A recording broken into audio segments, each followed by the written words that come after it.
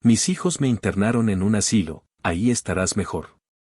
2 años después supieron la verdad. Bienvenidos a tu canal Abuelas con Historia. La historia que les traigo hoy, titulada Mis hijos me internaron en un asilo, ahí estarás mejor. 2 años después supieron la verdad, es un relato que tocará las fibras más sensibles de su corazón y nos hará reflexionar sobre el valor de la gratitud. Así que por favor suscríbete ahora mismo y regálanos un like para que esta comunidad siga creciendo. Mis 3 descendientes se congregaron frente a mí como un tribunal silencioso para dictar mi sentencia. Madre, hemos reservado un lugar en una residencia, soltó el mayor con esa voz metálica que usaba para los negocios. Te prometo que allí vas a estar mucho mejor, rodeada de gente contemporánea a ti. Empaqué mis pertenencias en absoluto silencio, tragándome el llanto seco que me quemaba la garganta. Acompáñame en este relato hasta el último segundo y escríbeme en los comentarios desde qué rincón del mundo me escuchas, para saber hasta dónde ha viajado mi dolor. Me llamo Matilde Guzmán y cargo 72 inviernos en la espalda. La inmensa mayoría de ese tiempo lo viví aferrada a la convicción de que el tesoro más grande que una mujer puede poseer son sus hijos. No obstante, el destino me tenía reservada una lección con sabor a hiel, enseñándome que para mi propia sangre yo no era más que una factura vencida que ya nadie deseaba costear. Todo ocurrió en una tarde de martes, una de esas tardes mudas y estáticas, donde el sol invernal se filtraba con pereza a través de los cristales de la sala, dibujando pequeñas galaxias de polvo que danzaban suspendidas en el aire. Yo me encontraba en la cocina, vertiendo el agua caliente sobre el café molido, inhalando profundamente ese aroma tostado y familiar que siempre evocaba en mi mente los tiempos en que la casa estaba repleta de risas y caos. Fue entonces cuando aparecieron.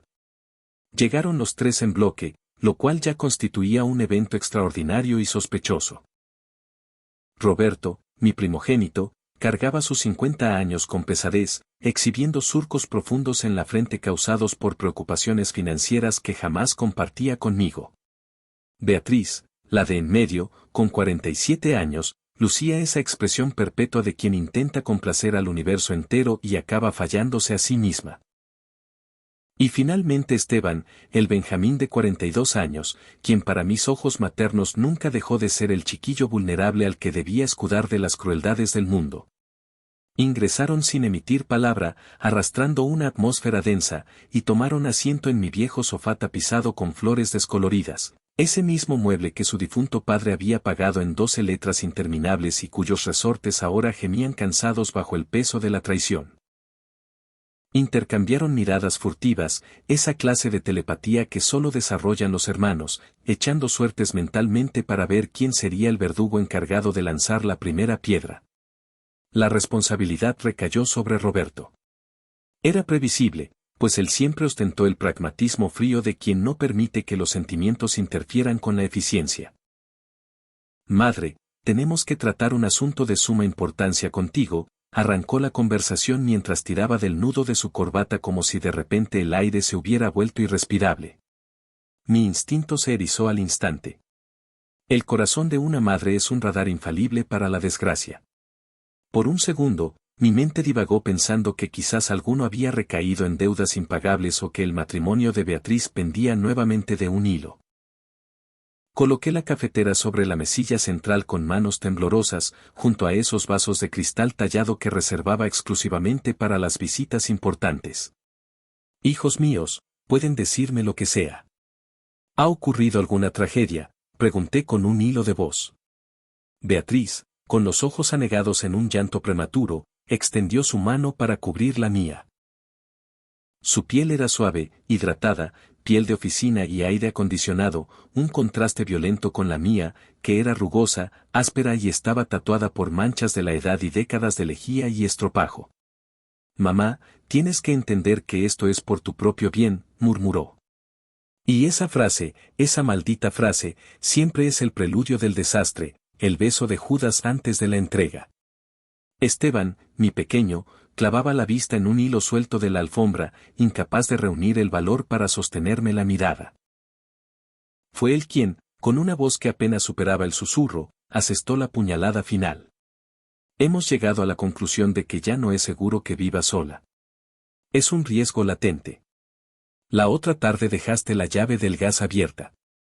Sentí como si me hubieran abofeteado. Yo no dejé nada abierto, Esteban, repliqué, intentando que mi voz sonara más sólida de lo que me sentía por dentro, pues mis cimientos se estaban desmoronando.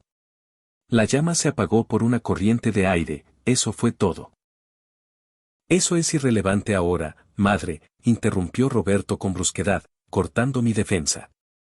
Lo único que importa es la realidad, ya eres una persona mayor, requieres asistencia constante. Nosotros pasamos el día entero trabajando, esclavizados en nuestras oficinas. No existe manera humana de vigilarte. Por eso hemos tomado una determinación ejecutiva. Hemos localizado un sitio excelente para ti. ¿Un sitio? ¿A qué clase de sitio se referían? Una opresión gélida comenzó a cerrarse alrededor de mi tórax, dificultándome la respiración. Mis ojos recorrieron con desesperación mi pequeña sala de estar, posándose en el marco plateado de mi foto de bodas, en el helecho que colgaba vivaz junto a la ventana, en cada baratija de porcelana que narraba un capítulo de mi existencia. Esta no era una construcción de ladrillos, era mi santuario, mi útero, el único espacio seguro que conocía. Mamá, hemos contratado una residencia geriátrica, disparó Roberto, directo y letal como un proyectil. Se llama Residencia El Ocaso Sereno. Allí estarás en mejores condiciones. Estarás con tus pares, tendrás enfermeras vigilándote las 24 horas, habrá talleres de manualidades. Dejé de procesar sus palabras. Su voz se transformó en un zumbido lejano y molesto, como el de una mosca atrapada en un frasco. Un asilo. Un depósito para ancianos que estorban. En eso me había metamorfoseado para ellos. Ya no era su madre, era un mueble antiguo y apolillado que desentonaba con la decoración moderna de sus vidas y que habían decidido donar para limpiar su conciencia. Estudié el rostro de cada uno de mis verdugos. Roberto mantenía esa expresión inerte de quien está resolviendo un logaritmo complejo. Beatriz lloraba, sí, pero eran lágrimas de culpa egoísta, no de dolor por mi destino. Y Esteban, cuando finalmente se atrevió a levantar la vista, me mostró algo que me partió el alma en dos, alivio. Un alivio puro y duro por deshacerse finalmente de la carga que suponía la vieja. No derramé ni una sola lágrima. No grité, no me mesé los cabellos, no monté el espectáculo que quizás ellos esperaban para justificar su decisión.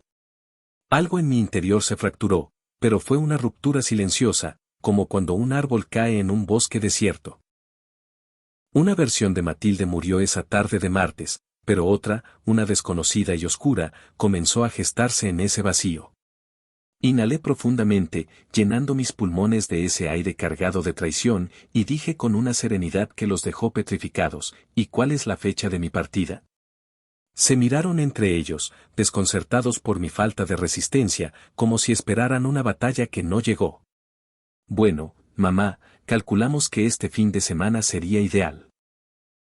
El sábado pasaremos a recogerte, contestó Roberto, sin aflojar ni un milímetro la tensión de sus hombros. De acuerdo, sentencié. Ahora, si me permiten, el café se está enfriando y no me gusta beberlo tibio. Salieron de mi propiedad con la prisa de quien huye de la escena de un crimen, sintiéndose ligeros, absueltos. Yo permanecí allí, clavada en mi sillón, observando cómo los rectángulos de luz solar se desvanecían del suelo a medida que la tarde moría.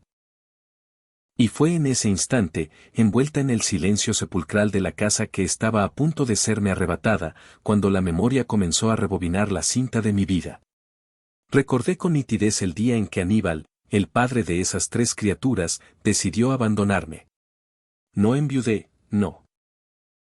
Él simplemente armó una maleta una mañana cualquiera de lunes y me comunicó que había encontrado el amor en brazos de una mujer 20 años menor, alegando que la vida a mi lado se había convertido en una rutina asfixiante y que él tenía derecho a buscar su felicidad. Yo tenía 35 años, Roberto apenas 13, Beatriz 10 y mi pequeño Esteban 5.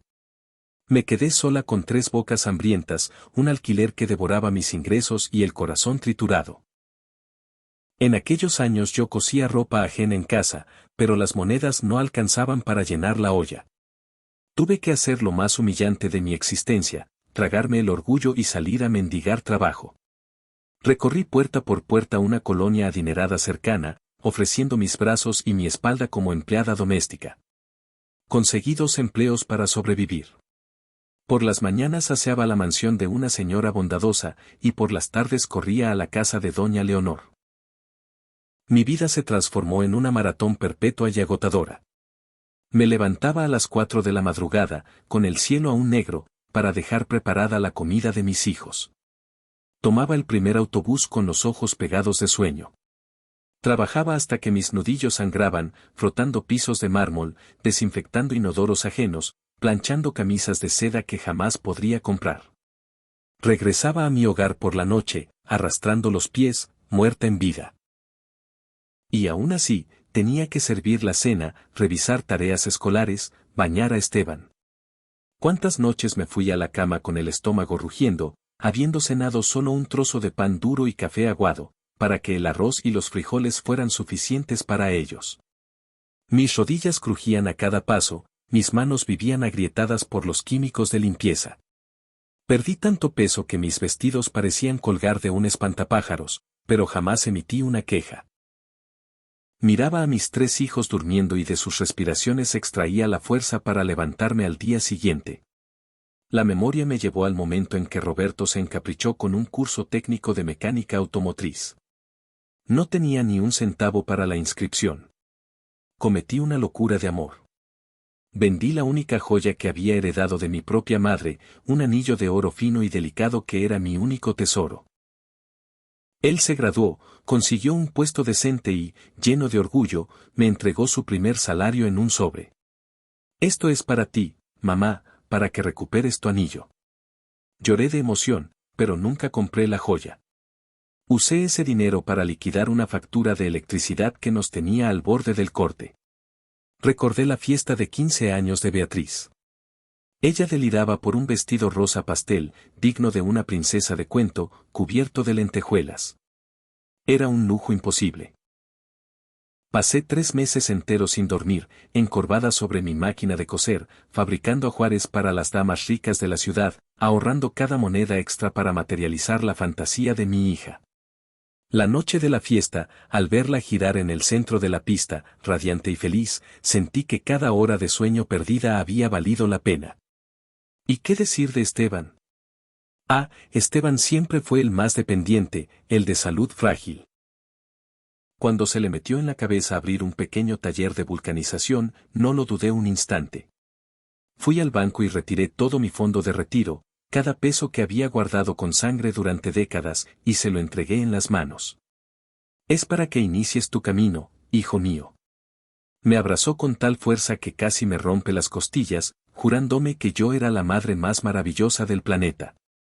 El negocio prosperó. Esteban formó una familia.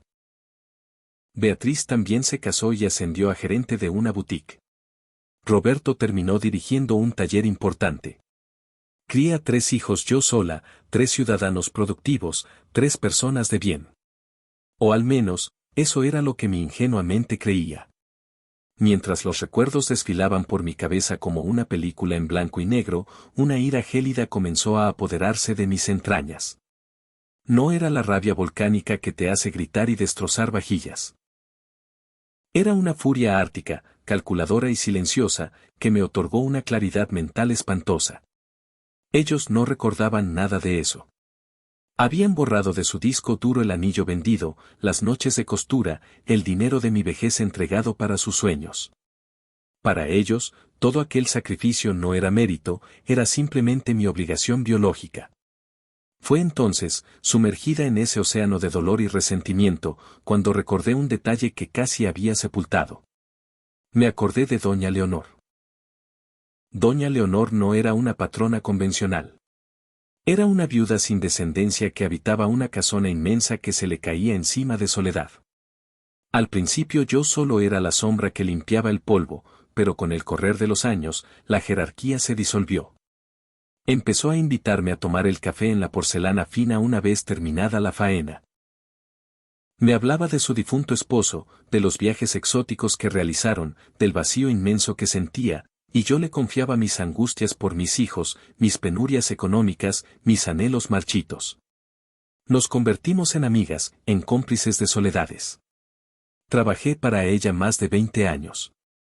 Incluso después de jubilarme, continué visitándola 3 veces por semana, ya no por salario, sino por afecto. La ayudaba con la despensa, le leía las noticias cuando sus cataratas avanzaron, escuchábamos radionovelas juntas. Mis hijos jamás comprendieron ese vínculo. Mamá, ya trabajaste como burro toda tu vida, ¿por qué sigues yendo a servirle a esa vieja adinerada?, me recriminaba Beatriz con desdén. Eran incapaces de entender que yo no iba a servir, iba a encontrarme con una igual. Doña Leonor falleció hace 6 meses, poco antes de que mis hijos decidieran mi destino. Murió en su cama, con la tranquilidad de los justos. Su sobrino, un sujeto al que jamás había visto, organizó el funeral. Yo asistí y lloré como si estuviera enterrando a una hermana de sangre. Una semana después del sepelio, recibí una llamada. Era el doctor Valenzuela, el abogado de toda la vida de doña Leonor. Me citó en su despacho con urgencia. Fui sin sospechar nada, pensando que quizás la señora me había dejado algún objeto sentimental, un pañuelo o un libro. Al llegar, el doctor Valenzuela, un hombre de modales impecables y voz grave, me invitó a sentar y me sirvió un vaso de agua helada. Doña Matilde, comenzó diciendo, fui el representante legal de doña Leonor durante 3 décadas. Ella depositaba su confianza en mí, pero confiaba ciegamente en usted. Acto seguido, abrió una carpeta de piel y comenzó a dar lectura al testamento. Sentí que el corazón se me detenía en el pecho. Doña Leonor, mi amiga, mi compañera de tardes silenciosas, me había nombrado heredera universal. La mansión señorial, 2 departamentos de lujo que tenía en alquiler, paquetes de acciones de una empresa fundada por su marido y una cuenta bancaria con una cifra tan obscena que tuve que contar los ceros 3 veces para creerlo. Quedé en estado de shock catatónico. Le dije al abogado que eso era imposible, que debía rechazarlo, que era un error garrafal. Pero no había error. El doctor Valenzuela me entregó una carta manuscrita que ella había adjuntado al testamento legal. Para Matilde, mi única familia verdadera. Cuidaste de mí cuando el mundo me desechó. Me regalaste tu tiempo y tu ternura, bienes que no cotizan en bolsa pero que valen más que todo el oro. El dinero no puede comprar esa lealtad. Utiliza este legado para cuidarte a ti misma, para descansar, para conocer la felicidad que te negaste. Te lo mereces más que nadie en la tierra.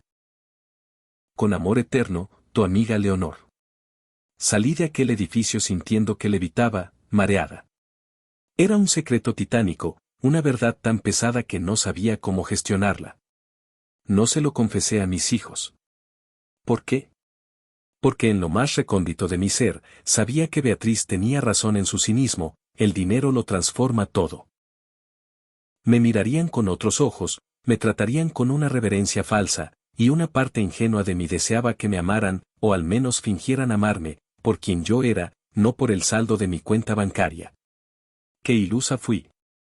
Ahora, sentada en mi sillón desgastado con la orden de desahucio firmada por mis propios vástagos, la herencia de doña Leonor resonaba como una ironía cruel del destino. Ellos me estaban exiliando a un asilo barato, arrebatándome mi refugio, porque me consideraban un pasivo, un gasto innecesario. Y yo, la anciana digna de lástima, poseía más riqueza de la que los 3 juntos podrían acumular en 10 vidas. La rabia fría cristalizó en un plan maestro.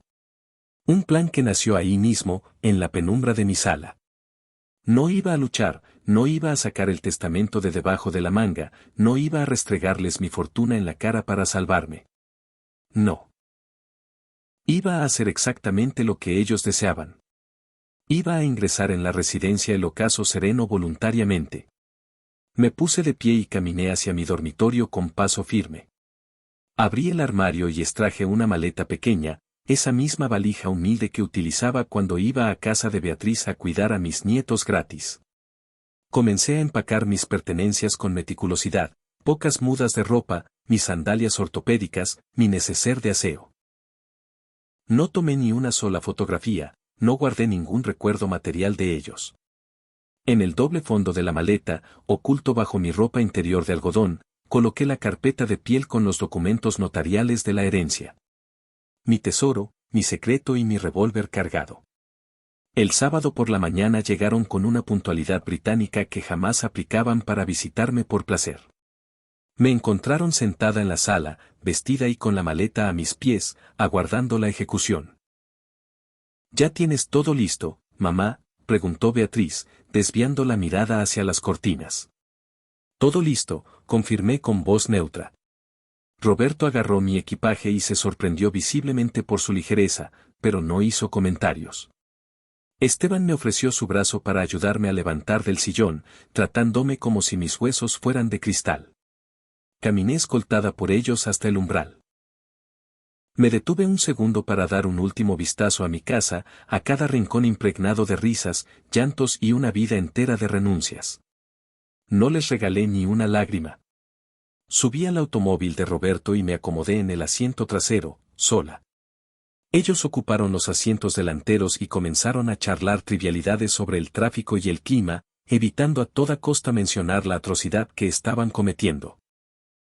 Yo clavé la vista en la ventanilla, observando cómo mi barrio, mis calles, mi mundo se desdibujaba en la distancia. Ellos creían que me estaban conduciendo hacia mi final. Ignoraban por completo que me estaban llevando hacia un nuevo amanecer, el inicio de mi venganza, o para ser más precisa, de mi lección magistral. Una cátedra de vida que mis queridos hijos no olvidarían mientras tuvieran memoria. El lugar que mis hijos bautizaron como un sitio excelente apestaba a una mezcla nauseabunda de cloro barato y desesperanza añeja.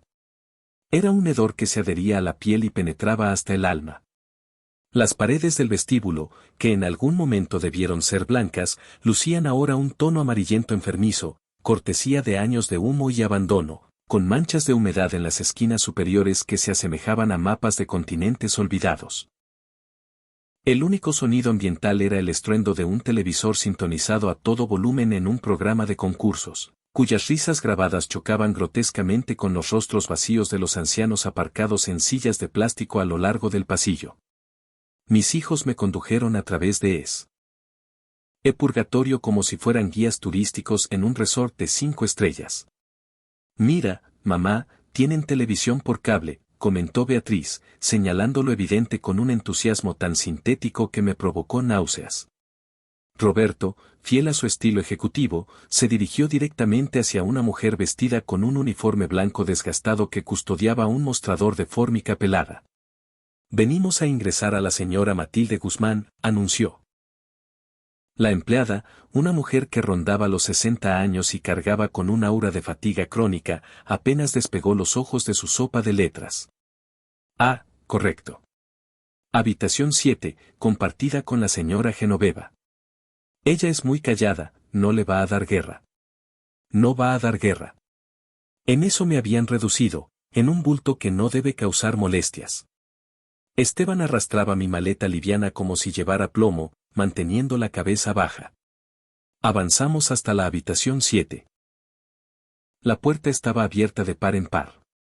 El interior era desolador, 2 camas de hierro con la pintura descascarillada, un armario metálico con una puerta torcida y una ventana enrejada que ofrecía una vista panorámica a un muro de ladrillos sucios. En una de las camas yacía una anciana esquelética, de cabello blanco y escaso, con la mirada perdida en algún punto del infinito. Supuse que era la famosa Genoveva. Bueno, mamá, misión cumplida, soltó Roberto con el mismo tono de quien acaba de dejar el coche en el taller para una revisión. Tenemos que marcharnos ya. Hay 1000 asuntos pendientes que resolver. Depositaron mi maleta junto a la cama libre. Beatriz se aproximó y me dio un abrazo fugaz, rígido, el abrazo de alguien que llega tarde a otra parte. Llámanos si necesitas cualquier cosa, sí, mamá, susurró, pero yo sabía que sus palabras eran humo. Vendremos a visitarte en cuanto sea posible, añadió Esteban. Fue el último en despedirse. Por fin me miró a la cara y, por una fracción de segundo, vi al niño de 5 años que se escondía tras mis faldas cuando había tormenta. Sus ojos brillaban húmedos, pero se tragó la emoción. Cuídate mucho, mamá, fue todo lo que logró articular. Dieron media vuelta y se marcharon. Me quedé estática en el centro de la habitación, escuchando el eco de sus pasos alejándose por el corredor de linóleo. No giré la cabeza, no corrí tras ellos suplicando clemencia. La puerta quedó abierta, invitándome a seguirlos, a rogar por un rincón en sus vidas ocupadas. Pero la Matilde que habría hecho eso ya no existía. Caminé despacio hacia la puerta y la cerré con suavidad. El chasquido del pestillo al encajar fue el sonido más solitario y definitivo que he escuchado jamás. Me volví hacia mi nueva compañera de celda. Buenas tardes, saludé. Doña Genoveva ni parpadeó. Quizás era muda, o quizás era sabia y había aprendido que en ese lugar las palabras sobraban. Me senté en el borde de mi cama. Los resortes chillaron en protesta, el colchón era tan fino que podía sentir cada alambre clavándose en mis muslos. Abrí la maleta. Arriba, mi ropa de pobre. Abajo, la carpeta de piel con el poder de cambiar destinos. Mientras tanto, en el interior del vehículo de Roberto, el alivio era casi una presencia física. Él conducía aferrado al volante con los nudillos blancos por la tensión liberada. Beatriz, en el asiento del copiloto, finalmente permitió que el dique de su culpa se rompiera. Me siento como un monstruo, sollozó cubriéndose la cara. Ya basta, Beatriz, cortó Roberto sin apartar la vista de la carretera. Hicimos lo necesario. Mamá ya no estaba capacitada para vivir sola. La hemos salvado de sí misma y de un accidente seguro. Pero ese lugar, Roberto. Es tan deprimente, replicó ella, secándose las lágrimas con rabia. Es lo que nuestro presupuesto permite, respondió él con frialdad. ¿O acaso preferías pagarte una suite en un hotel geriátrico de lujo? ¿Quién iba a financiar eso? ¿Tú? Yo tengo las colegiaturas de la universidad. La hipoteca me asfixia. La vida está imposible. Esteban, desde el asiento trasero, rompió su silencio habitual. ¿Y la casa de mamá? ¿Qué vamos a hacer con la casa? Roberto y Beatriz intercambiaron una mirada rápida en el retrovisor. Esa era la pregunta del millón, la verdadera razón detrás de tanta urgencia. Ya tengo eso previsto, dijo Roberto, relajando los hombros ahora que hablaban de negocios. Hablé con un corredor inmobiliario, un viejo amigo. Dice que la zona se está revalorizando. Si la vendemos rápido, podemos sacar una buena tajada. ¿Venderla? Preguntó Beatriz con un hilo de voz que denotaba más miedo a la opinión pública que verdadera moralidad. Pero Roberto, es la casa de mamá. Todas sus pertenencias están ahí dentro, sus recuerdos, su vida entera. Se van a llenar de polvo y abandono. Beatriz, por favor, sé práctica por una vez en tu vida, replicó Roberto con impaciencia, golpeando el volante con la palma de la mano.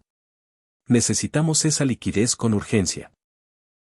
Yo tengo que cubrir unos descubiertos bancarios del taller que me están asfixiando. Esteban necesita capital para modernizar la vulcanizadora si no quiere que la competencia lo aplaste, y tú, hermanita, estoy seguro de que tienes 1000 agujeros donde meter tu parte. Limpiamos la propiedad a fondo, donamos los muebles viejos que no sirven para nada y la ponemos en el mercado. ¿Y cómo dividiríamos el dinero? Inquirió Esteban desde el asiento trasero, con la codicia empezando a brillar en sus ojos por encima de la culpa. En 3 partes matemáticamente iguales, por supuesto, sentenció Roberto. Es lo único justo. Nosotros cargamos con la responsabilidad de cuidarla durante todos estos años. No hay nada más justo que recibir la herencia de mi padre ahora que ella ya no la necesita. La herencia de su padre. ¡Qué ironía tan amarga! Llamaban herencia de un hombre que nos abandonó a la casa que yo pagué centavo a centavo, fregando suelos ajenos hasta que mis rodillas sangraron. No sé si tenga el estómago para eso, Roberto, dijo Beatriz mirando por la ventana. Entrar ahí, tocar sus cosas personales, se siente incorrecto, como profanar una tumba. Incorrecto es dejar una casa cerrada, acumulando humedad y perdiendo valor de mercado cada día que pasa, contraatacó él con frialdad. Piensa en lo que podrías hacer con unos 50 o 60 mil pesos en efectivo en tu mano, Beatriz. Podrías cambiar ese coche que siempre te deja tirada, o hacer esa remodelación en la cocina con la que llevas soñando años. Visualízalo. La próxima semana nos reunimos y fijamos fecha para limpiar la casa el siguiente fin de semana. Cuanto antes colguemos el cartel de se vende, mejor para todos. La conversación murió en ese punto, ahogada por la ambición. El plan estaba trazado con precisión quirúrgica. Ellos no solo me estaban internando para olvidarse de mí, estaban borrando mi existencia de la faz de la tierra, liquidando mis memorias para saldar sus deudas y caprichos. Mientras tanto, allá en la residencia El Ocaso Sereno, yo daba inicio a mi propia investigación silenciosa. La primera noche fue, sin duda, la más larga y oscura de mi existencia. Los sonidos del lugar eran una sinfonía de terror. Toses secas y cavernosas provenientes de otras habitaciones, quejidos bajos de dolor o soledad, y los pasos pesados de la enfermera de guardia arrastrándose por el pasillo de linóleo. Apenas pude cerrar los ojos. A la mañana siguiente, me desperté antes de que el sol se atreviera a salir. Me quedé sentada en el borde de la cama, envuelta en la penumbra, limitándome a escuchar y analizar.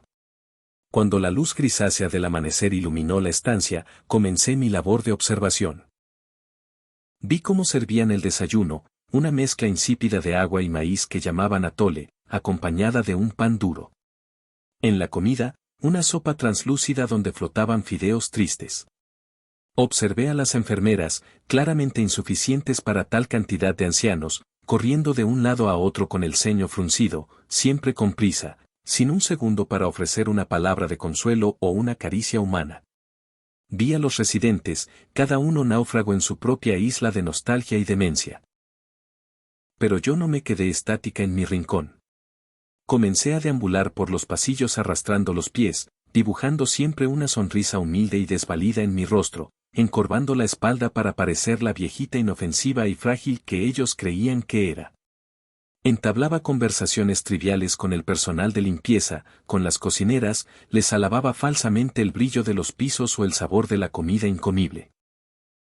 Ellas, hambrientas de un poco de reconocimiento en ese lugar deprimente, comenzaban a bajar la guardia y a abrirse. Fue con Juanita, una mujer de intendencia con manos callosas y mirada bondadosa, con quien descubrí el primer dato crucial. Este lugar no siempre fue un agujero, doña Matilde, me confesó un día mientras pasaba el trapeador cerca de mis pies. El dueño anterior, don Alfonso, era un santo varón, pero vendió todo el negocio hace como una década. Ahora el dueño nuevo solo busca exprimir hasta el último centavo. Recortó el personal a la mitad, compró la comida más barata del mercado, solo le importa el dinero. ¿Y quién es ese dueño nuevo, Juanita?, pregunté con mi voz más inocente y temblorosa. Nadie sabe bien su nombre real. Es una empresa fantasma, con un nombre corporativo raro. Creo que se llama Corporativo Horizonte o algo similar. Nunca vemos la cara del verdadero patrón. Solo viene un gerente, un tal licenciado Miranda, una vez al mes a recoger la recaudación y a gritar órdenes. Corporativo Horizonte. Grabé ese nombre en mi mente con fuego. En los días subsiguientes continué con mi gran actuación teatral. Participaba en las actividades mediocres que ofrecían, clases de pintura con acuarelas secas, sesiones de bingo donde el gran premio era un caramelo de menta rancio. Me sentaba con los demás residentes en la sala común frente al televisor y fingía estar hipnotizada por los programas de chismes. Poco a poco, algunos compañeros empezaron a hablar conmigo. Conocí a don Jerónimo, un antiguo profesor de historia de gran intelecto que había sido depositado allí por sus hijos tras la muerte de su esposa. Ellos aseguran que vendrán a visitarme el próximo domingo, me contó don Jerónimo con una tristeza infinita en la mirada, pero parece que sus semanas tienen meses, porque ese domingo nunca llega. También conocí a doña Carmela, una mujer dulce devorada por el Alzheimer, que pasaba el día entero llamando a gritos a un hijo llamado Roberto, el cual jamás aparecía. Cada historia era un fragmento de abandono, una cicatriz abierta, y cada relato alimentaba más mi determinación. Yo no estaba ejecutando este plan solo por mi propia venganza, lo estaba haciendo por todos ellos, por la dignidad robada. El miércoles, una semana exacta después de mi ingreso, me acerqué a una enfermera y le dije que sentía mareos y palpitaciones, y que necesitaba llamar a mi hija urgentemente para pedirle mis medicamentos especiales. Era la coartada perfecta. Me condujo al teléfono fijo que reposaba en la recepción, un aparato amarillento por el tiempo. Beatriz contestó al segundo timbrazo. «Mamá, ¿ocurre algo grave?» «¿Estás bien?». Su preocupación sonaba ensayada, casi convincente para un oído inexperto. «Estoy bien, hija mía. Solo creo que se me ha disparado un poco la presión arterial». «¿Crees que podrías traerme mis pastillas cuando vengas a visitarme?», solicité con la voz débil que había estado perfeccionando. «Claro, mamá, por supuesto. Pero este fin de semana se nos complica muchísimo. Tus hermanos y yo vamos a ir a tu casa para darle una buena limpieza profunda, ¿sabes? Para organizar todo». «¿Organizar?», pregunté, haciéndome la desentendida. «Sí, mamá, dejar todo ordenado y funcional. Tú no te angusties por nada, nosotros nos encargamos. El siguiente fin de semana te llevo las medicinas sin falta». «Está bien, hija». «Gracias». Colgué el auricular lentamente. Entonces era una realidad inminente. El plan de liquidar mi hogar ya estaba en marcha. Iban a organizar mis cosas, que en su idioma significaba tirar mi vida al contenedor de basura para vender las 4 paredes que me habían cobijado. La calma que me invadió fue casi aterradora. Ya no tenía prisa, tenía una estrategia, y lo más importante, tenía el capital para ejecutarla. Marqué otro número, uno que mis dedos conocían de memoria. «Doctor Valenzuela», susurré, dando la espalda al mostrador de recepción para que nadie escuchara. «Doña Matilde, qué alegría escucharla». Estaba sumamente preocupado. Sus hijos me contactaron la semana pasada indagando sobre la supuesta herencia de su difunto esposo. Les informé que no existía tal cosa, tal como usted me instruyó. Estoy exactamente donde necesito estar, mi viejo amigo, y requiero de su asistencia profesional inmediata. Quiero que inicie unas gestiones para mí con total discreción». «¿Qué necesita, doña Matilde?», preguntó con tono servicial. «Primero, quiero que investigue a fondo una empresa llamada Corporativo Horizonte. Quiero saberlo todo, quiénes son los accionistas reales, qué otros negocios turbios manejan, si tienen cadáveres financieros en el armario y, sobre todo, quiero confirmar si tienen intención de vender este antro, la residencia El Ocaso Sereno». Se hizo un silencio reflexivo al otro lado de la línea. «¿Comprar el asilo, doña Matilde?», preguntó atónito. «Eso es solo el comienzo de la partida, doctor», respondí clavando la vista en el pasillo donde doña Carmela seguía gritando el nombre de su hijo. «Y segundo, quiero que contrate al tasador de inmuebles más competente de la ciudad. Quiero saber con exactitud cuánto vale cada ladrillo de mi casa, esa propiedad que mis hijos están preparando para malvender como si fuera suya». «¿Y qué planea hacer con esa tasación?», inquirió intrigado. Sonreí para mis adentros, una sonrisa de lobo que nadie en el asilo pudo ver. «Pienso volver a comprarla, doctor. Pero ellos no deben saber bajo ninguna circunstancia que la compradora soy yo. Al menos, no por el momento». El sábado en que mis hijos fueron a desmantelar mi santuario, amaneció un día gris y lluvioso, como si el cielo de la ciudad llorara por la infamia que se iba a cometer. Allá en la residencia, me bebí mi atole ralo sin rechistar.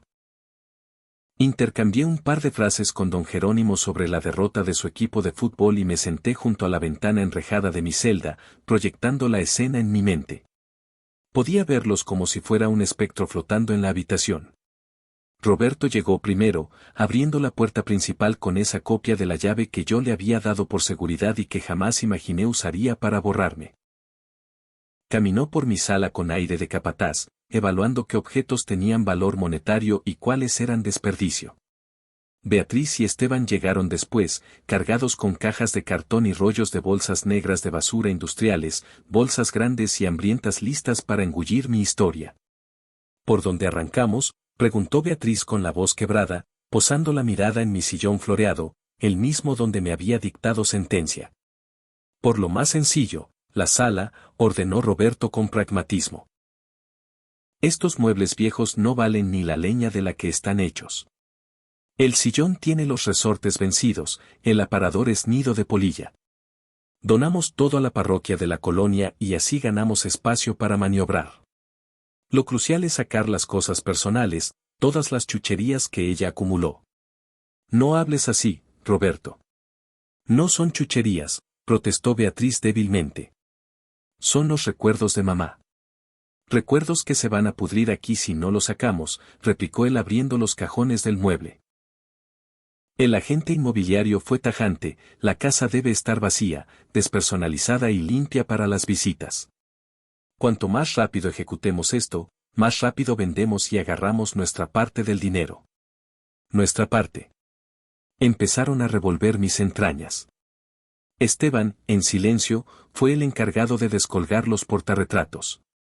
Cada fotografía era una puñalada en el tiempo. La imagen de mi boda, el bautizo de cada uno de ellos, la foto de Esteban disfrazado de superhéroe en su 7º cumpleaños. Él miraba las imágenes por un segundo, su rostro se contorsionaba en una mueca de dolor, y luego las depositaba con una delicadeza forzada dentro de una caja de cartón, como si estuviera enterrando pájaros muertos. Roberto actuaba como el verdugo oficial. Abrió mis cajones privados sin pizca de pudor. Encontró mi caja de costura, esa lata vieja de galletas llena de hilos. Mira esto. Agujas oxidadas, hilos enredados, botones sueltos, pura basura. Y la lanzó sin miramientos a una bolsa negra. Él ignoraba que con esas agujas y esos hilos yo había remendado sus uniformes escolares noche tras noche para que los niños ricos no se burlaran de su pobreza.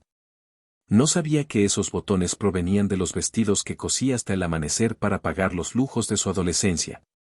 Beatriz halló mi colección de estampas religiosas que guardaba en un álbum antiguo. «Ay, mamá, todavía conservaba esto», dijo pasando las páginas con una mezcla de nostalgia y lástima.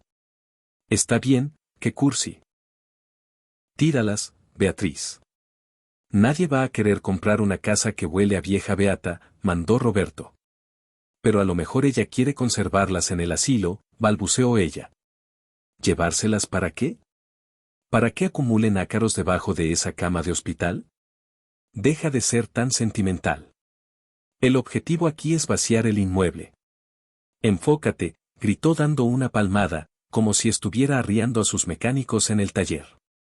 La limpieza continuó durante todo el día. Invadieron mi dormitorio, el lugar más sagrado de mi intimidad. Sacaron mi ropa del armario. «Esto está pasado de moda», decía Beatriz. «Esto tiene manchas de cloro, basura», remataba Roberto. Ellos no sabían que ese vestido de tela deslavada fue el que llevaba puesto en mi primera cita con su padre. No sabían que ese abrigo de lana raído fue el único escudo que tuve contra el frío en aquellas madrugadas eternas esperando el autobús para ir a trabajar. El momento más cruel, el que me desgarró el alma a distancia, fue cuando Esteban abrió el cajón de mi cómoda y extrajo los cuadernos de recetas de mi madre. La pasta de cuero estaba gastada por el uso, las hojas amarillentas y frágiles, cubiertas con la caligrafía elegante de mi abuela y luego la de mi madre.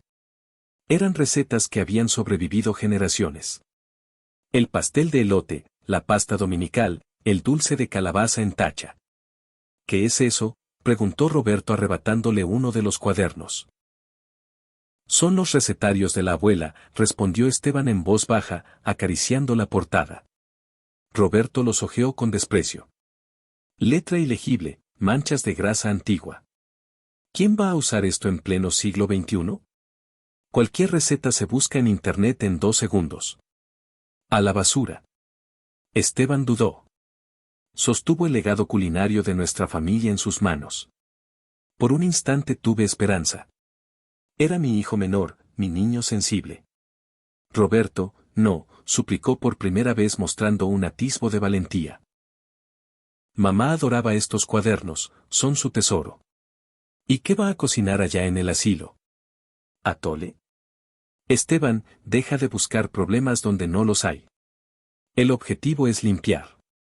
Tira eso a la bolsa ahora mismo».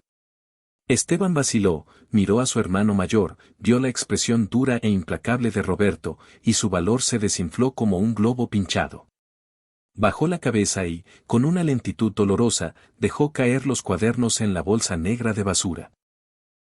En ese preciso instante, en mi cama de la residencia, cerré los ojos y sentí un dolor físico en el pecho. Ese acto fue, para mí, peor que el abandono mismo. No estaban tirando papel viejo, estaban tirando nuestra historia, nuestras raíces, el sabor de nuestra familia. Mientras ellos profanaban mis recuerdos, sonó el teléfono en el pasillo del asilo. Era el doctor Valenzuela. Me dirigí al aparato asegurándome de que no hubiera moros en la costa. Doña Matilde, tengo noticias frescas, dijo con su tono profesional. La investigación sobre Corporativo Horizonte ha dado frutos.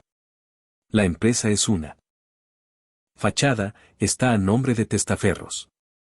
El verdadero propietario es un individuo llamado Fausto Miranda. El tal licenciado Miranda del que me habló Juanita, pensé en voz alta. Exactamente, el mismo sujeto. Y la noticia más jugosa es que el señor Miranda está endeudado hasta el cuello. Utilizó la residencia El Ocaso Sereno y otros inmuebles como garantía para préstamos de alto riesgo que no puede cubrir.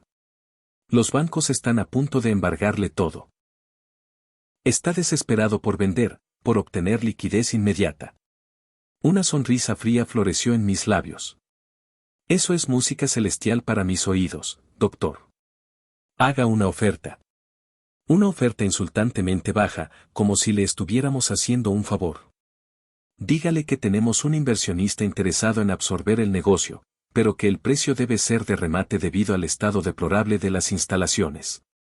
Lo haré hoy mismo, doña Matilde. Y sobre su casa, el tasador ya me entregó el informe preliminar. En el estado actual y por la ubicación privilegiada, el inmueble vale como mínimo 350,000 pesos. Era una cifra mucho mayor de la que mis hijos calculaban. Ellos, cegados por la avaricia y la prisa, cegaramente aceptarían la primera migaja que les lanzaran. Perfecto, doctor. Ahora esperemos a que cuelguen el cartel de venta. Cuando eso suceda, quiero que usted prepare una sociedad anónima a nombre de alguien de su entera confianza y haga una oferta. ¿De cuánto estamos hablando, doña Matilde? De 200,000 pesos, pago de contado. El doctor Valenzuela soltó un silbido de asombro al otro lado de la línea. Es una oferta muy agresiva, muy baja. Existe el riesgo de que no acepten. Van a aceptar, afirmé con una certeza que me asustó incluso a mí. Tienen prisa, tienen deudas personales. Y el agente inmobiliario de Roberto, siendo su amigo de parrandas, seguramente va a tasar la casa por debajo de su valor real para venderla en tiempo récord y cobrar su comisión sin esfuerzo. 200,000 pesos en efectivo les parecerá un regalo divino. No lo pensarán dos veces. Pasaron 2 semanas. 14 días en los que continué interpretando mi papel de anciana dócil y resignada. Mis hijos no se dignaron a visitarme. Beatriz llamó una sola vez para decir que la limpieza de la casa había sido agotadora, pero que ya estaba todo listo. Omitió mencionar las bolsas de basura repletas de mi vida que habían dejado en la acera. El sábado siguiente, mi vecina fiel, Elvira, vino a visitarme. Era la primera visita real que recibía. Me trajo un pastel de zanahoria horneado con la receta que un día estuvo en los cuadernos de mi madre. Se me llenaron los ojos de lágrimas al probarlo, pero contuve el llanto. Matilde, amiga, no quería ser portadora de malas noticias, pero, comenzó apretando mis manos arrugadas.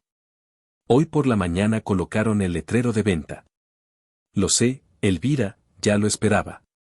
Tiraron tantas cosas, Matilde, tantas cosas tuyas. Vi las bolsas negras en la banqueta y sentí que se me rompía el corazón. El mío también, amiga. Pero a veces el corazón tiene que hacerse pedazos para poder reconstruirse de una forma nueva, más dura, más resistente. Ella me miró sin comprender del todo, pero notó el fuego en mis pupilas. Esa misma tarde contacté al doctor Valenzuela. El letrero ya está puesto, proceda con la oferta. 3 días después, el teléfono sonó en casa de Beatriz. Era Roberto, con la voz vibrando de euforia. Beatriz, no vas a creer lo que acaba de pasar. Salió un comprador para la casa de mamá. ¿Tan rápido? Pero si apenas colgamos el cartel hace 3 días, se sorprendió ella. Pues sí, es una empresa de inversiones. Parece que están comprando inmuebles en la zona para remodelar. Y lo mejor de todo, hicieron una oferta de pago al contado. 200,000 pesos, uno tras otro. ¿200,000? La voz de Beatriz vaciló un instante. Roberto, tu amigo el corredor no dijo que valía alrededor de 250. Valía, Beatriz, en teoría. Si quisiéramos sentarnos a esperar meses, tal vez un año, para encontrar al comprador ideal. Pero estos son 200,000 en la mano, ahorita mismo, sin dolores de cabeza, sin tener que estar enseñando la casa a extraños cada fin de semana. Es un negocio redondo. Ya hablé con Esteban y está totalmente de acuerdo. Cerramos el trato esta misma semana, firmamos escrituras y a la siguiente tenemos la lana en la cuenta. Dividido entre 3, nos tocan casi 70,000 pesos a cada uno. ¿Tienes idea de lo que eso significa? Beatriz claro que la tenía. Pensó en la cocina de granito, en el coche que ya no tendría que empujar, en las vacaciones en la playa que no tomaba desde hacía un lustro. La culpa fue sepultada rápidamente bajo una gruesa capa de deseo consumista. Si ustedes dos están de acuerdo, yo también, concedió. Perfecto. Voy a avisarle al corredor que aceptamos la oferta. Prepara el brindis, hermanita. Nuestros problemas financieros se acabaron. Mientras mi hijo mayor destapaba el champán mental para celebrar el fin de sus penurias, no tenía ni la menor idea de que los míos apenas comenzaban a solucionarse, y que los verdaderos problemas de ellos estaban a punto de nacer. Esa noche, en el comedor de la residencia, mientras ingería mi sopa insípida, pensé en mi casa. En muy poco tiempo volvería a ser mía. Legalmente, mis hijos tendrían el dinero que tanto ansiaban, un dinero que, irónicamente, salía de mi propio bolsillo, de la herencia de mi amada amiga Leonor. Ellos se lo gastarían, pagarían sus deudas momentáneas, se sentirían los reyes del universo, y yo iba a esperar. La paciencia es una virtud que se aprende a la fuerza, es la virtud de quien limpia la suciedad ajena y de quien planifica la justicia divina. El doctor Valenzuela me llamó a la mañana siguiente con novedades. Doña Matilde, tengo otra noticia bomba. El señor Fausto Miranda aceptó nuestra oferta por la residencia El Ocaso Sereno. Lo está vendiendo por un precio ridículo, desesperado por quitarse a los acreedores de encima. El lugar es oficialmente suyo. Miré a mi alrededor. Las paredes manchadas de humedad, doña Genoveva mirando fijamente los ladrillos del muro exterior. El lugar era mío. El asilo donde mis hijos me habían desechado para que me extinguiera ahora me pertenecía. El tablero de ajedrez había girado 180 grados, y la parte más exquisita de la partida apenas comenzaba. Pasaron 2 años. Más de 104 semanas. 730 días. Al principio llevaba la cuenta obsesivamente. Contaba cada comida repugnante, cada noche de insomnio en esa cama de tortura, cada domingo sin visitas. Después dejé de contar los días y empecé a contar mis victorias, y fueron muchas. La primera gran victoria fue invisible y silenciosa, firmada en una notaría lejana donde yo nunca puse un pie físicamente. Mis 3 hijos, ataviados con sus mejores ropas de domingo, firmaron los papeles de la venta de mi casa. El doctor Valenzuela me relató después que la alegría de ellos era casi infantil, patética. Roberto estrechó la mano del comprador, un joven abogado del bufete de Valenzuela que actuaba como prestanombres, con tanta fuerza que casi le tritura los dedos. Beatriz sonreía de oreja a oreja, verbalizando planes sobre los muebles de su cocina nueva. Y Esteban, mi hijo menor, parecía haber sufrido una lobotomía selectiva de culpa, solo hablaba del elevador hidráulico nuevo para su taller. Recibieron los 200,000 pesos, producto de malvender la casa que valía casi el doble, pagados con el dinero que mi amiga Leonor me había legado. Se sintieron los genios financieros del siglo. Yo desde mi habitación en la residencia que ahora era secretamente mía, sonreí al imaginar la escena. No sabían que acababan de vender el almuerzo para comprar la cena. El dinero, como era previsible en manos inexpertas, les quemó. Roberto, que vivía quejándose de la falta de liquidez, no saldó ni una sola de sus deudas importantes. En lugar de eso, adquirió una camioneta usada, enorme y ruidosa, para aparentar estatus frente a sus clientes y empleados. Renovó las herramientas del taller por marcas de lujo y comenzó a frecuentar asadores argentinos, invitando a todo el mundo como si fuera un magnate petrolero. Beatriz materializó su sueño de la cocina de revista.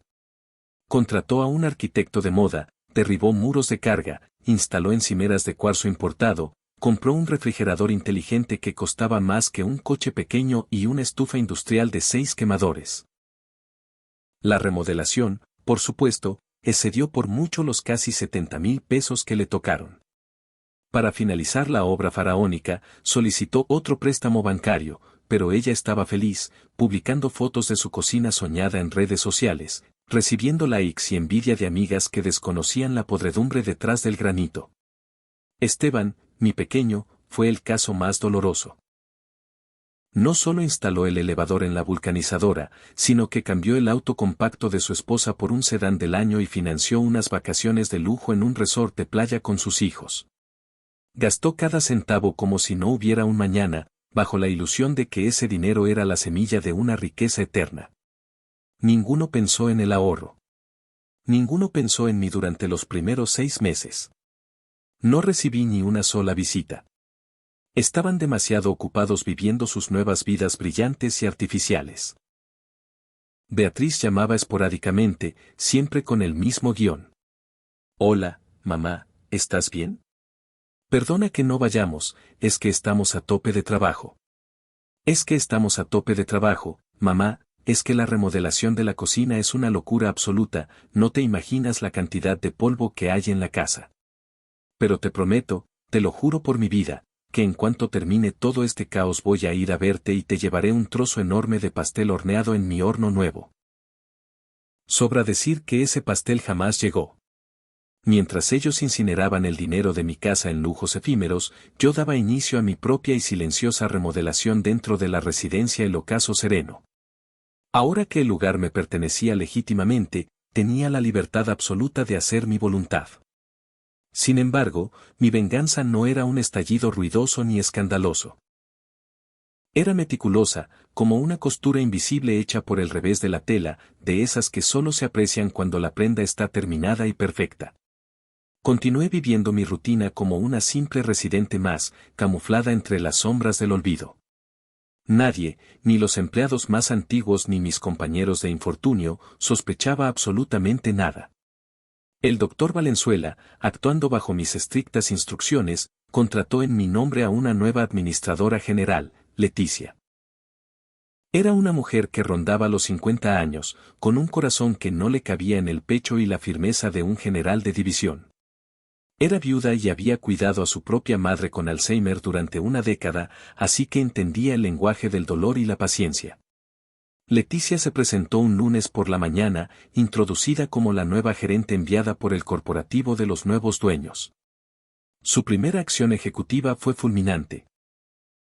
Despidió a Fausto Miranda, el gerente explotador, y a la jefa de enfermeras, una mujer amargada y cruel llamada Soraya, que trataba a los ancianos como si fueran sacos de patatas caducadas. Fue una escena digna de un Oscar. Yo, sentada en mi habitual silla de plástico en el pasillo, fingiendo dar cabezadas de sueño, observé con deleite cómo se le desencajaba la mandíbula al tal Miranda cuando Leticia le extendió el sobre con su despido fulminante y la amenaza de una auditoría. Lo segundo que hizo Leticia, siguiendo al pie de la letra mis órdenes secretas, fue transformar la alimentación. Al día siguiente, martes, la magia ocurrió. En lugar del eterno atole aguado y grisáceo, amanecimos con el aroma de pan recién horneado, mantequilla real, fruta fresca picada y café con leche que sabía a café y no a agua sucia. A la hora de la comida, en vez de la sopa transparente de siempre, nos sirvieron arroz esponjoso, frijoles bien sazonados, pollo asado con papas doradas y una ensalada de jitomate fresca. El silencio que inundó el comedor ese día tenía una cualidad diferente. Ya no era el silencio pesado de la resignación y la muerte lenta, sino el silencio estupefacto de quien no puede creer el milagro que ve en sus ojos. Don Jerónimo, sentado frente a mí con su bandeja, tenía los ojos anegados en lágrimas mientras sostenía el tenedor. Hace más de 5 años que no probaba un pedazo de pollo tan sabroso, Matilde, me confesó con la voz temblorosa, saboreando cada fibra.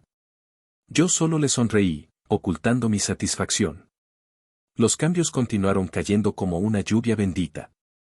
Leticia contrató más enfermeras, todas con vocación, y duplicó el personal de limpieza. Las paredes amarillentas y deprimentes se pintaron de un color crema cálido y luminoso. Las sillas de plástico que nos rompían la espalda fueron reemplazadas por sillones ergonómicos y acolchados, donados supuestamente por una fundación anónima. Se cambiaron todas las bombillas fundidas, iluminando rincones que llevaban años en penumbra, y se remodelaron los baños para que fueran dignos y seguros. La residencia El Ocaso Sereno empezó, poco a poco, a hacer honor a su nombre, transformándose en un verdadero hogar. Yo me convertí en la consejera en las sombras de Leticia. Por las noches, cuando el asilo dormía y el silencio reinaba, me escabullía hasta su oficina y trazábamos planes. Leticia, la señora Carmela necesita un colchón ortopédico urgente, el suyo tiene un hueco en medio, le susurraba. O le decía, Leticia, a don Jerónimo le fascinaba el ajedrez. ¿Crees que podríamos conseguir unos tableros y organizar un torneo? Y al día siguiente, como por arte de magia, las cosas sucedían. Para el resto del mundo, yo seguía siendo solo doña Matilde, una viejita simpática y lúcida a la que la nueva gerente le había tomado un cariño especial. Empezamos a organizar actividades que estimulaban el alma. Una vez a la semana venía un muchacho con una guitarra a cantar boleros antiguos que nos hacían viajar en el tiempo. Las tardes de bingo dejaron de ser tristes, ahora los premios eran cajas de chocolates finos o lociones aromáticas. Compramos lana de colores y agujas, y las señoras que aún conservaban buen pulso empezaron a tejer patucos y gorritos para donarlos a la maternidad del hospital público. El lugar comenzó a vibrar con una energía nueva. Los residentes sonreían más, conversaban entre ellos, recuperaban la dignidad perdida. Incluso doña Genoveva, mi silenciosa compañera de cuarto, se giró un día hacia mí y, mirando la ventana limpia y sin rejas, me dijo con voz clara, «Hoy el sol está precioso, ¿verdad?». Fue la primera frase completa que le escuché en meses. Así transcurrió un año entero. Mis hijos seguían con sus vidas, orbitando cada vez más lejos de mí. El dinero de la venta de la casa se había evaporado hacía mucho tiempo, consumido por la hoguera de sus vanidades. La camioneta gigante de Roberto pasaba más tiempo en el taller que en la calle porque él no tenía liquidez para las reparaciones costosas. La cocina de mármol de Beatriz acumulaba varias mensualidades atrasadas en el banco, y la vulcanizadora de Esteban, sin la inyección de capital que él soñaba, estaba al borde de la quiebra técnica. Las llamadas telefónicas se volvieron rarezas arqueológicas, y el tono de voz de mis hijos comenzó a mutar. La euforia inicial dio paso a una preocupación latente. La excusa de Beatriz ya no era el polvo de la remodelación, sino el exceso de trabajo agobiante para poder pagar las facturas. El orgullo de Roberto se transformó en una irritación constante y agresiva. Y entonces, llegó el día de mi cumpleaños número 74. Decidieron visitarme los tres en bloque, por primera vez en casi una década de ausencia emocional. Yo sabía perfectamente que no venían a celebrar mi vida. Venían porque necesitaban algo, y ese algo tenía cara de billete. Leticia me avisó por el intercomunicador que estaban en la recepción. Le pedí que me permitiera recibirlos a solas en el jardín trasero que habíamos diseñado, un pequeño oasis con césped verde, bancas de madera barnizada y un parterre de rosas que yo misma cuidaba con esmero. Cuando me vieron aparecer, se quedaron petrificados. Yo ya no era la anciana encorvada, vestida con harapos y con la mirada triste que ellos habían abandonado allí. Llevaba un vestido floreado de tela suave que yo misma me había comprado en una salida al centro comercial. Mi cabello blanco, que había vuelto a crecer fuerte y brillante, lucía un corte moderno. Me veía saludable, tranquila, empoderada. Y el lugar no se parecía en nada al depósito de chatarra humana que ellos eligieron para mí. Estaba inmaculado, olía a jazmín y al pastel de naranja que salía de la cocina renovada. Otros ancianos charlaban animadamente en las bancas o jugaban a las cartas bajo la sombra de los árboles. Mamá, tartamudeó Beatriz, como si estuviera presenciando una aparición mariana. Te ves increíblemente bien. Estoy muy bien, hija. Nunca he estado mejor en toda mi vida, respondí con una sonrisa serena que los descolocó. ¿Y qué demonios pasó con este lugar?, preguntó Roberto, mirando alrededor con desconfianza, buscando la trampa. ¿Cambió de administración? Sí, cambió de manos hace unos 2 años. Parece que a los nuevos dueños sí les importamos como seres humanos, dije, paladeando la ironía oculta en mis palabras. Se sentaron en una banca de madera, visiblemente incómodos. La visita de cumpleaños era una farsa mal montada. Después de unos minutos tortuosos de charla vacía sobre el clima y los nietos que no habían traído, Roberto fue directo a la yugular. Como siempre, mamá, venimos a verte porque la situación económica está crítica para todos, comenzó, desgranando un rosario de lamentos. El taller no generaba ganancias, los clientes leales se habían ido a la competencia, los impuestos gubernamentales lo estaban ahogando. Beatriz intervino rápidamente para añadir su drama, su esposo había perdido el empleo y la deuda de la cocina se había convertido en una bola de nieve imparable que amenazaba con embargarles la casa. Esteban, con la cabeza hundida entre los hombros, confesó en voz baja que estaba considerando cerrar definitivamente la vulcanizadora. Escuché cada palabra en absoluto silencio, con la misma calma estoica con la que recibí la noticia de mi internamiento años atrás. Es una pena escuchar todo eso, hijos míos, dije cuando se les acabó el aire. Entonces, mamá, atacó Beatriz con su voz más dulce y manipuladora, estábamos pensando. Tú te ves tan bien aquí, tan adaptada y feliz, y sabemos que tienes tu pensión intacta porque aquí no gastas nada. Tal vez podrías ayudarnos. Sería solo un préstamo temporal para que podamos levantarnos. Ahí estaba. El verdadero y único motivo de su presencia, el dinero. Habían vendido mi casa, se habían pulido su parte en caprichos, y ahora venían a rapiñar mi pensión de viudedad, que apenas alcanzaba para mis medicinas, o al menos, venían por el dinero que ellos suponían que yo tenía acumulado. Me levanté de la banca lentamente y comencé a pasear por el jardín, acariciando los pétalos de las rosas. Ellos me siguieron con la mirada, ansiosos, como perros esperando un hueso. ¿Saben una cosa, hijos? Comencé a hablar deteniéndome frente a un rosal rojo sangre. He aprendido lecciones invaluables en estos 2 años de encierro. Aprendí que nunca es tarde para construir nuevas amistades. Aprendí que un plato de comida caliente y digna puede salvarle el alma a una persona. Y, sobre todo, aprendí que uno cosecha exacta y matemáticamente lo que siembra. Me giré para encararlos. La sonrisa había desaparecido de mi rostro, reemplazada por una seriedad de juez. Ustedes sembraron abandono. Me trataron como un objeto caduco y sin valor. Tiraron mis recuerdos más sagrados a la basura y vendieron el techo que me cubría para satisfacer su avaricia. Y sus caprichos infantiles. Mamá, no seas injusta, no hables así, intentó interrumpir Beatriz. Hablo como quiero y como debo, Beatriz. Esa es otra lección que aprendí, mi voz tiene valor y peso.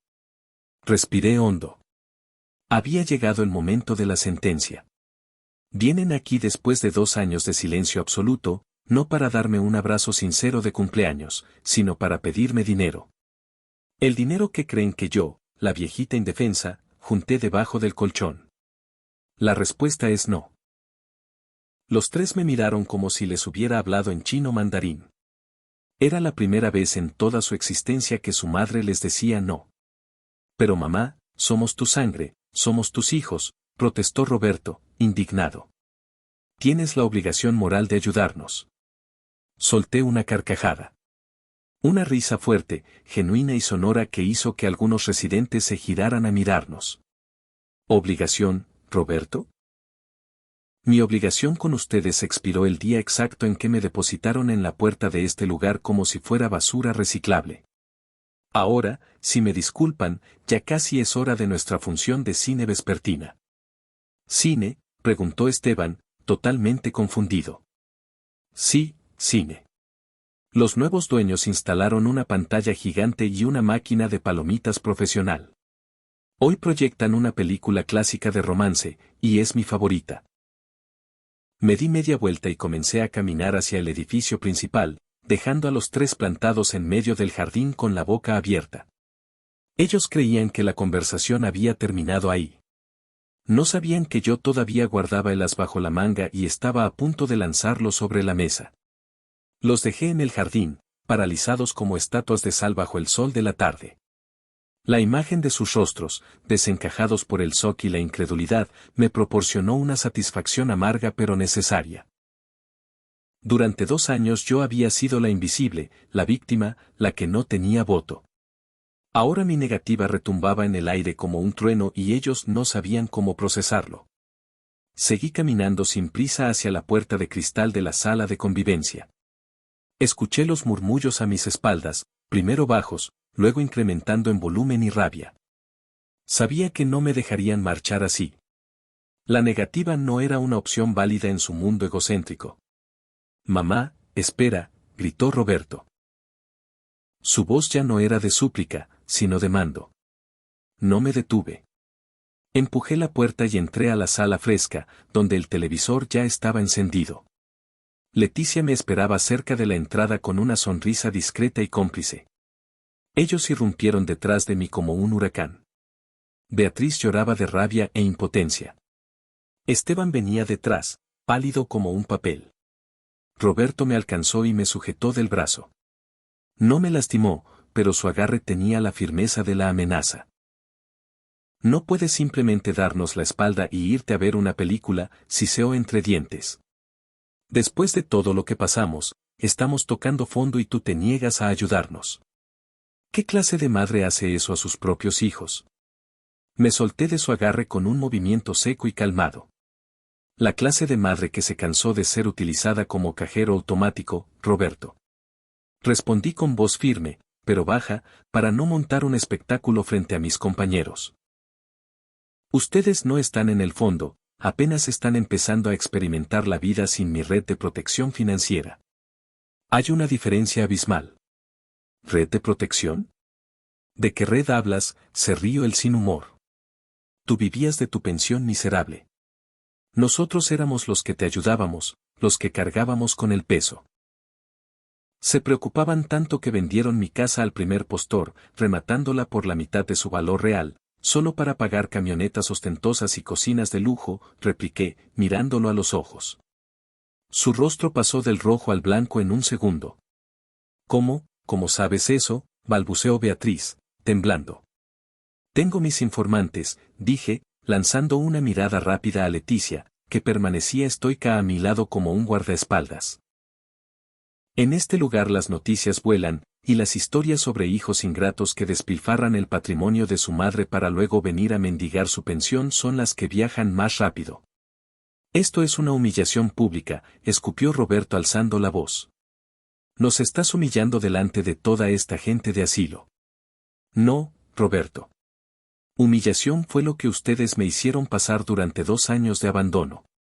Esto, abrí los brazos señalando la sala digna y limpia, se llama consecuencia. Ustedes creyeron que yo no era nada, que mi vida cabía en una maleta pequeña y que mis recuerdos eran basura. Me subestimaron. Ese fue el error financiero más grande de sus vidas. Solo queremos un préstamo, insistió Beatriz, con el rímel corriéndose por las mejillas. Te lo pagaremos, te lo juro por mis hijos. Solo necesitamos un respiro para salir del bache. Un respiro, repetí, saboreando la palabra. Yo también necesitaba un respiro cuando me trajeron aquí, pero lo único que recibí fue aire viciado con olor a cloro y desinfectante. Los miré fijamente, uno por uno. ¿Quieren ayuda real? ¿Quieren una oportunidad legítima para levantarse? Está bien. Los ojos de los tres brillaron con una chispa de codicia instantánea, creyeron que me había quebrado. Puedo interceder por ustedes con los dueños de este lugar, continué. Son personas muy correctas y justas. Tal vez tengan vacantes de trabajo para ustedes. Trabajo, la esperanza en sus rostros se transformó en mueca de asco. Sí. Este lugar ha crecido exponencialmente. Siempre se necesita gente dispuesta a trabajar duro. Mano de obra honesta. Me giré hacia Roberto. Tú, por ejemplo, presumes de saber de mecánica. Tenemos un portón eléctrico que falla constantemente y docenas de sillas de ruedas que necesitan mantenimiento y engrasado. Un hombre con tus habilidades técnicas sería muy útil en el área de mantenimiento general. El sueldo no te hará rico, pero es dinero honrado y con tu camioneta podrías hacer fletes para traer los insumos de limpieza. El rostro de Roberto se congestionó de furia. ¿Te estás burlando de mí? ¿Quieres que venga a trabajar de conserje? ¿De mandadero? ¿Aquí, en el asilo donde te metí? No de conserje, lo corregí con una dulzura letal, de encargado de mantenimiento. Es un trabajo digno. Te ensucia las manos de grasa, sí, pero te limpia la conciencia. Me volví hacia Beatriz. ¿Y tú, hija, con esa cocina de revista y ese horno industrial que compraste? Dices que te encanta la repostería. Nuestra cocinera principal, doña Petra, ya está mayor y se cansa. Le vendría de maravilla una ayudante ágil. Podrías hornear los pasteles para la merienda, pelar papas, ayudar con el guiso. El olor a comida casera sana el alma de la gente aquí. Beatriz miró sus manos, con la manicura francesa recién hecha. La idea de fregar cacerolas industriales y pelar costales de papas le resultó más dolorosa que una bofetada. Yo no sé cocinar para un batallón, murmuró horrorizada. Se aprende, hija. Yo aprendí a sobrevivir aquí. Tú puedes aprender a cocinar para otros. Finalmente, clavé mi mirada en mi hijo menor. ¿Y tú, Esteban? Siempre te gustaron las plantas cuando eras un niño curioso. ¿Recuerdas el frijolito que germinamos en algodón? Nuestro jardín trasero necesita cuidados diarios y amor. Cortar el césped, podar los rosales, sembrar flores de temporada. Un jardinero es un trabajo noble, al aire libre, lejos del estrés y de la grasa de los neumáticos. El silencio que siguió fue denso, casi sólido. No estaban solo sorprendidos, estaban profundamente ofendidos en su ego. Para ellos, mi oferta no era una tabla de salvación, era un insulto supremo. Perdió la razón, estalló Roberto, fuera de sí. Prefiere vernos trabajando como sirvientes aquí adentro que prestarnos el dinero que tiene la obligación de darnos. Ahí es donde te equivocas de nuevo, hijo. Yo no tengo ninguna obligación y no quiero verlos como sirvientes. Quiero darles la oportunidad de ser útiles, de sentir lo que significa ganarse el pan con el sudor de la frente, de cuidar a otros seres humanos en lugar de mirarse el ombligo todo el día. Es una oportunidad de redención, y es la única que voy a poner sobre la mesa. Nunca. Jamás me rebajaré a eso, gritó Roberto. Prefiero pedir limosna en los semáforos que volverme su empleado. La elección es enteramente tuya, dije con una tranquilidad pasmosa. Él se dio media vuelta hacia sus hermanos, rojo de ira. Vámonos de aquí. Esta mujer ya no es nuestra madre, es una extraña. Salió dando un portazo que hizo vibrar los cristales. Beatriz me miró, con la cara deshecha, una mezcla de rabia y desesperación. ¿Cómo pudiste hacernos esto, mamá? Susurró con veneno, y corrió tras él. Esteban se quedó unos segundos más. Me miró a los ojos, y vi en ellos una tristeza infinita y una vergüenza profunda. No dijo nada, solo bajó la cabeza en un gesto de disculpa muda y caminó despacio hacia la salida, arrastrando los pies. Me quedé allí, en medio de la sala de convivencia, con Leticia a mi lado. Los demás residentes, que habían presenciado el drama en silencio respetuoso, comenzaron a acercarse. Don Jerónimo puso su mano sobre mi hombro con ternura. Fue usted muy valiente, Matilde, dijo. Yo no me sentía valiente. Me sentía agotada, vacía, pero al mismo tiempo, me sentía extrañamente libre. Leticia, dije girándome hacia la administradora que me miraba con una mezcla de admiración y respeto. Creo que la función de cine de hoy debería cancelarse, no tengo ánimo. Leticia sonrió y negó con la cabeza. De ninguna manera, doña Matilde. Hoy, más que nunca, usted se merece una buena película, una comedia romántica y un balde gigante de palomitas con mucha mantequilla. ¿Quiere que anuncie la vacante? ¿Qué vacante?, pregunté distraída. Que la residencia El Ocaso Sereno tiene 3 puestos de trabajo disponibles y que la dueña dará preferencia a candidatos que necesiten una segunda oportunidad en la vida. Solté una risa suave, una risa que me nació desde el fondo del alma cicatrizada. No, Leticia, no hace falta anunciar nada. Quien tenga que aprender la lección, encontrará el camino de regreso solito, sin necesidad de anuncios. La vida siguió su curso. Roberto y Beatriz no volvieron a aparecer ni a llamar. Supe por mi vecina Elvira, que seguía siendo mi espía en el mundo exterior, que su situación había empeorado drásticamente. Roberto tuvo que malvender la camioneta para pagar a los acreedores más agresivos del taller. Beatriz, con el marido deprimido y sin empleo, empezó a hornear pasteles en su cocina de lujo para venderlos por rebanadas a las vecinas y sacar para el gasto diario. ¡Qué ironía tan perfecta! Estaba haciendo exactamente lo que yo le había sugerido, pero lo hacía por desesperación y vergüenza, no por elección y dignidad. Pero una semana exacta después de aquella visita desastrosa, ocurrió lo inesperado. En una mañana fresca de martes, yo estaba en el jardín podando mis rosales cuando vislumbré una figura parada junto al portón de servicio. Era Esteban. Estaba allí, inmóvil, mirando hacia adentro con las manos hundidas en los bolsillos de un pantalón desgastado. Parecía haber envejecido 10 años en 7 días. Yo no dije nada, no lo llamé. Seguí cortando las ramas secas, chas, chas, chas. Él permaneció allí como 10 minutos, debatiéndose, hasta que finalmente empujó el portón y entró. Caminó hacia mí con paso lento y humilde.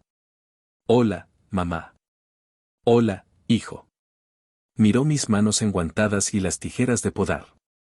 ¿De verdad te gusta tanto andar entre las plantas, cierto? Siempre me ha gustado, Esteban. La tierra no juzga, la tierra solo da si la cuidas. Me calma el alma. Nos quedamos en silencio un rato, escuchando el canto de los pájaros. Mamá, comenzó con la voz rota. Cerré la vulcanizadora ayer. Entregué las llaves al dueño del local.